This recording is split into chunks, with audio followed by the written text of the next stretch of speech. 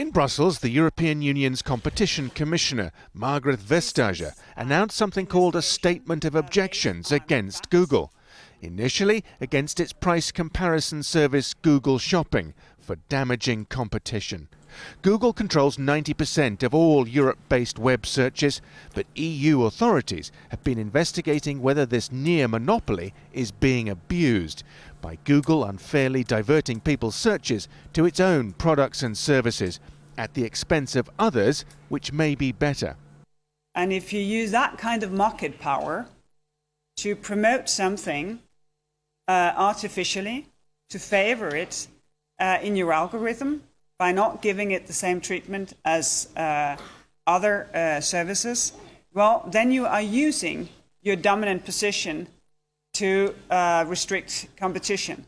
Today's move comes after 5 years of complaints by digital companies who feel they have suffered directly from Google's practices.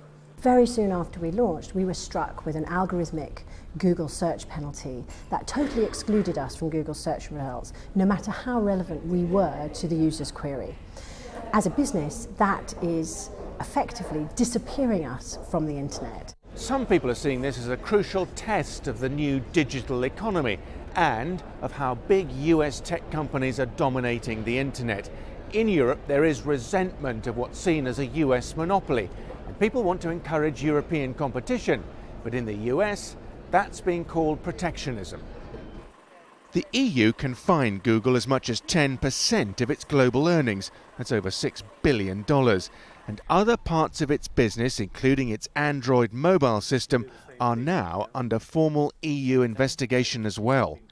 Google has 10 weeks to respond, and on Wednesday issued a statement saying, while Google may be the most used search engine, people can now find and access information in numerous and different ways, and allegations of harm for consumers and competitors have proved wide of the mark.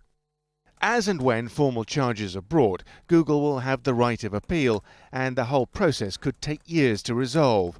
But the stakes are high in what could be a crucial test case for the digital economy. Simon McGregor-Wood, Al Jazeera, London.